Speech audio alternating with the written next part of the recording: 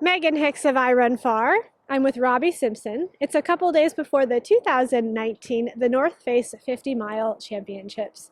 Good morning. We're in the Merritt Headlands of California. Hi, yeah, nice to be here.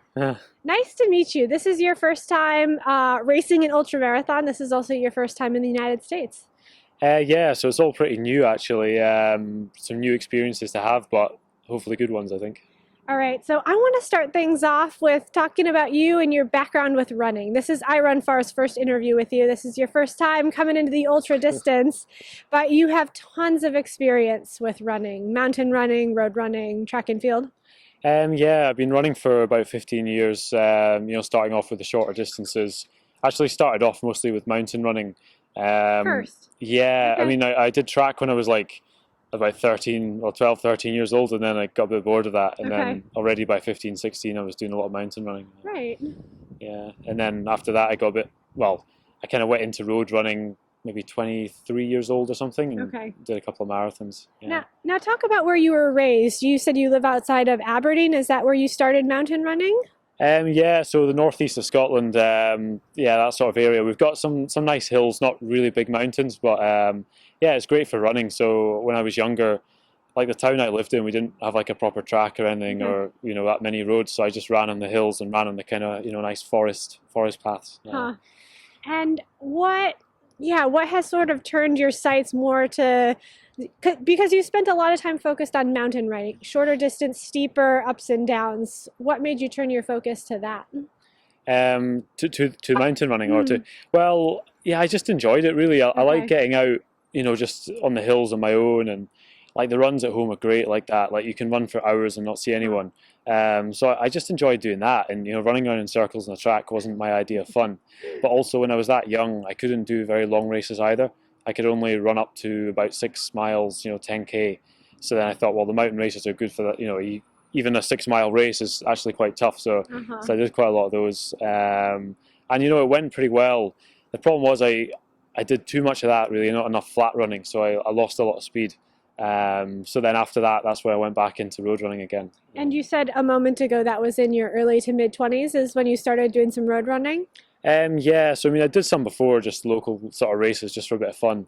But then I started training a bit more seriously for it because I needed the speed in my Mhm. legs, even for mountain running. But then I found I quite enjoyed it as well, the sort of mixture. And so fast forward now to 2019, and I think if I understand it right, you had been tempted by ultramarathons for a little while, and you had been weighing doing this one, the North Face 50 or Les Templiers in France. Yeah, so like I bumped into quite a lot of the American guys in Switzerland actually in the summer. So Hmm. Sage Canaday and Matt Daniels, and they were saying, "Oh, you got to come over and do this 50 mile race." And I was thinking, well, I've never done anything longer than marathons, so I'm not sure that traveling all the way to California to try it out is a good idea. A six So hour run. yeah, exactly. And it's a competitive race. It's a really tough one. So I thought I'll maybe just try Le Templier. Hmm. It's closer to home. I can just turn up and see what it's like. But then obviously that got cancelled kind of last minute, and I thought, I still want to do one before the end of the year. I've done the training, so Hmm. yeah, I'll just go to California and have a go. Have a go. So here you are. You arrived a couple days ago, and you actually had your first run on the course just a few minutes before we're doing this interview. What do you think? Yeah, it's unusual. Like it's really nice. It's dry, like dry trails, quite smooth underfoot, which is good. Lots of small climbs, so it's nice. Like I think it's a varied course. It's fast. Like Hmm. I think it's going to be great. Like I don't know how well I'll do, but certainly I think I'll enjoy the course and the way it is. I think that it'll be quite nice to run. Like there's not one big climb and one big descent. There's not too many flat sections, so you can, I think, just run uphill quite hard, recover on the downs, and yeah, just hopefully it'll be good for the legs, kind of that it's so varied. So that is something, though, that some people have called challenging about this course is that you never get to find a rhythm. You find a gear for one climb, and then all of a sudden there's a descent to do. Have you? Yeah, like mountain running. In my mind, you're never really finding a rhythm because you're just all of a sudden at the top of a hill and bombing down again. Like I kind of think that could be something that benefits you.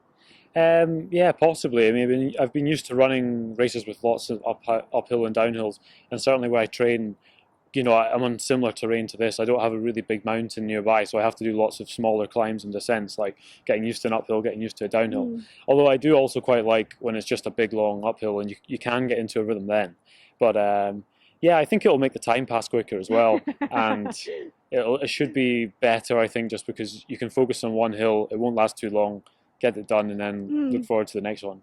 Now, one of the things that I love about ultra running is that so far there are many ways to train to allow people to perform very similarly on race day. So I'm very curious how somebody like you, with lots of road running up to the marathon distance background and up to the marathon distance on trails background, how somebody like you prepped for your first ultra.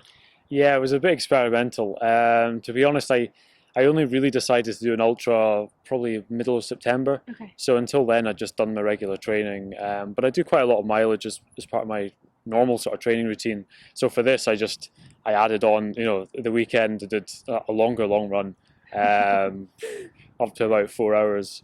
Okay. I did them most weeks, and then I did the same kind of thing during the week. Like I'd do one or two kind of flat workouts, and then run on the hills as well, sort of mixed into that and on the long run. And then I added in a few sort of, specific up and downhill sessions as well. But, it wasn't a massive training block. I'm just kind of hoping that the fitness from the summer, the sort of more mountain training I've done will help with this. And then the sort of longer runs will make sure my legs can keep working. But, it's hard because I haven't raced anything this long.